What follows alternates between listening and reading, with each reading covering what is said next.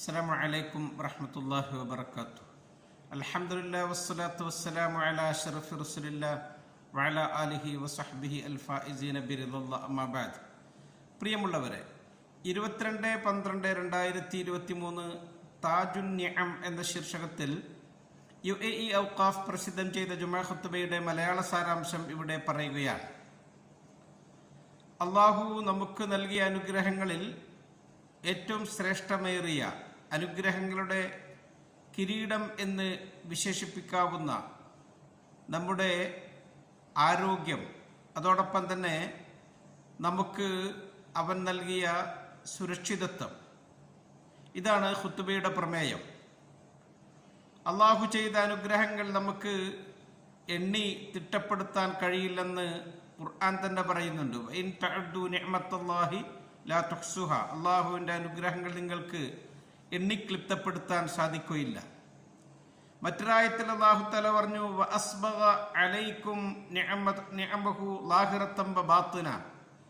അവൻ നിങ്ങൾക്കുമേൽ അവൻ്റെ അനുഗ്രഹങ്ങളെ ചൊരിഞ്ഞു, പ്രത്യക്ഷമായും പരോക്ഷമായുമുള്ള അനുഗ്രഹങ്ങൾ.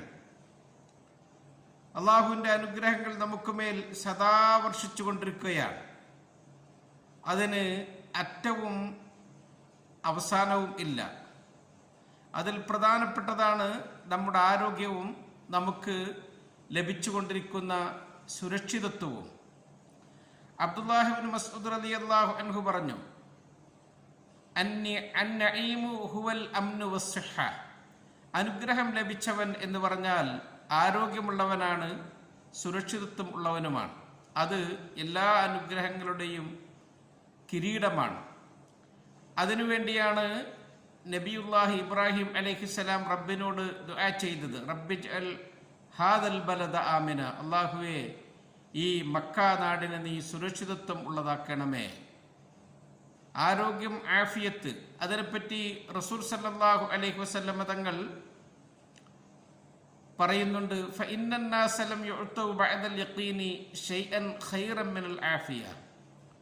അള്ളാഹു ഒരാൾക്കും അവന് അള്ളാഹുവിലുള്ള വിശ്വാസം കഴിഞ്ഞാൽ പിന്നെ നൽകുന്ന അനുഗ്രഹങ്ങളിൽ ഏറ്റവും ശ്രേഷ്ഠമേറിയത് അവൻ്റെ ആരോഗ്യമാണ്.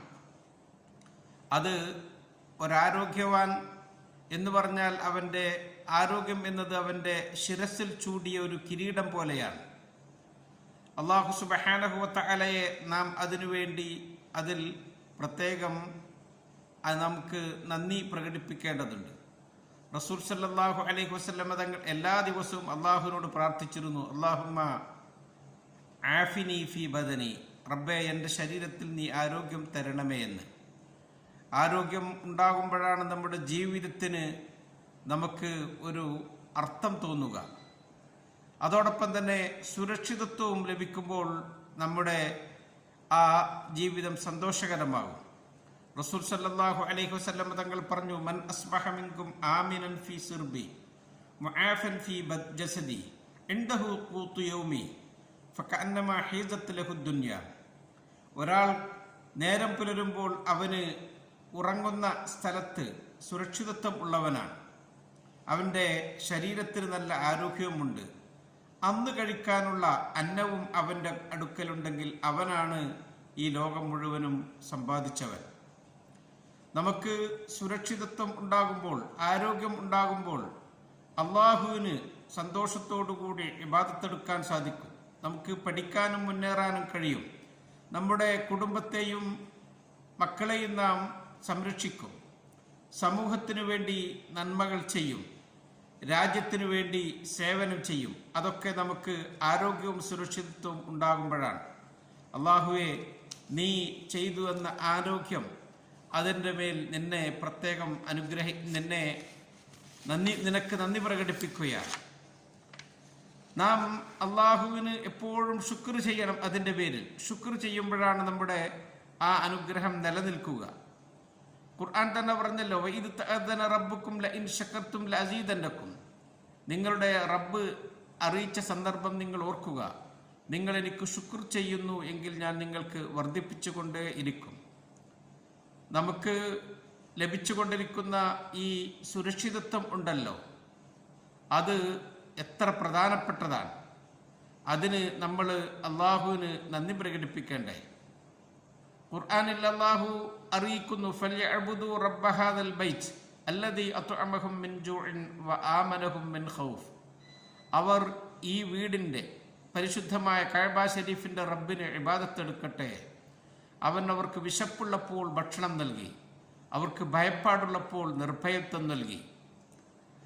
നാം ആ സുരക്ഷിതത്വം എപ്പോഴും നിലനിർത്തണം. അതിനുവേണ്ടി ശ്രദ്ധിക്കേണ്ടുന്ന പ്രധാനപ്പെട്ട കാര്യങ്ങളാണ് നാം കേൾക്കുന്ന തെറ്റായ വാർത്തകളെ നാം ഒരിക്കലും പിന്തുടരരുത്. അത്തരം കളവുകൾ, റൂമറുകളുടെ പ്രചാരകരായി നാം ഒരിക്കലും മാറരുത്. അല്ലാഹു തആലാക്ക് ഏറെ വെറുപ്പുള്ളതാണത്. തിരുനബി സല്ലല്ലാഹു അലൈഹി വസല്ലം തങ്ങൾ പറഞ്ഞു, ഇന്നല്ലാഹ കരിഹലക്കും സലാസ, 3 കാര്യങ്ങൾ അല്ലാഹു തആല നിങ്ങൾക്ക് വെറുത്തിട്ടുണ്ട്. അതിൽ ഒന്ന്, ആദ്യത്തേത് ഖീല വഖാൽ, കണ്ടതും കേട്ടതുമൊക്കെ പറയുക. നബി തങ്ങൾ അതിനെക്കുറിച്ച്, അതിൻ്റെ അന്ത്യത്തെക്കുറിച്ച്, അതുകൊണ്ടുണ്ടാകുന്ന അനർത്ഥങ്ങളെപ്പറ്റി മുന്നറിയിപ്പ് നൽകി. കഫാബിൽ മർഇ കദിബൻ അൻ യുഹദ്ദിസ ബികുല്ലി മാ സമീഅ, ഒരു മനുഷ്യൻ കള്ളം പറയുന്നവനാണ് എന്നതിന് മതിയായതാണ് അവൻ കേൾക്കുന്നതൊക്കെ പറഞ്ഞുകൊണ്ട് നടക്കുക എന്ന്. ഒരാളെ നരകത്തിൽ കടുത്ത രീതിയിൽ ശിക്ഷിക്കുന്നതിനെ വിധങ്ങൾ കണ്ടു. അതിൻ്റെ കാരണം അന്വേഷിച്ചപ്പോൾ എന്തിൻ്റെ പേരിലാണ് ശിക്ഷിക്കപ്പെടുന്നത്? അവിടത്തോട് പറഞ്ഞു, ഇന്നഹു റജുലുൻ കദ്ദാബുൻ, ഇദ്ദേഹം വല്ലാതെ കളവ് പറയുന്ന വ്യക്തിയാണ്. യക്ദിബുൽ കദിബ ഫതുഹ്മലു അൻഹു ഫിൽ ആഫാഖ്, കളവ് പടച്ചുണ്ടാക്കിയിട്ട് ലോകത്തിൻ്റെ എല്ലാ ഭാഗത്തേക്കും അത് പ്രചരിപ്പിച്ചു കൊണ്ടു നിൽക്കും. അതിൻ്റെ പേരിലാണ് അള്ളാഹു അദ്ദേഹത്തെ ഇങ്ങനെ ശിക്ഷിക്കുന്നത്. നാം അത്തരം തെറ്റായ വാർത്തകൾ, മെസ്സേജുകൾ കൈമാറുമ്പോൾ, എഴുതുമ്പോൾ അതുകൊണ്ടൊക്കെ ഉണ്ടാകുന്ന ആ അനന്തരഫലങ്ങളെപ്പറ്റി നാം എപ്പോഴും ബോധവാന്മാരാകണം. അള്ളാഹു നമുക്ക് നൽകിയ ഈ അനുഗ്രഹം, ഈ സുരക്ഷിതത്വം, അത് നിലനിർത്താൻ നാം എപ്പോഴും ശ്രദ്ധിക്കണം. നമ്മുടെ മക്കളെയും നാം അത് ബോധ്യപ്പെടുത്തണം. അത് നമ്മുടെ ഉത്തരവാദിത്തമാണ്.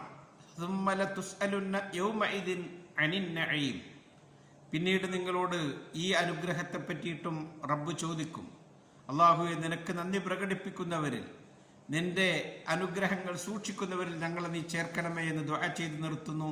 അസ്സലാമു അലൈക്കും വറഹ്മത്തുള്ളാഹി വബറകാതുഹു.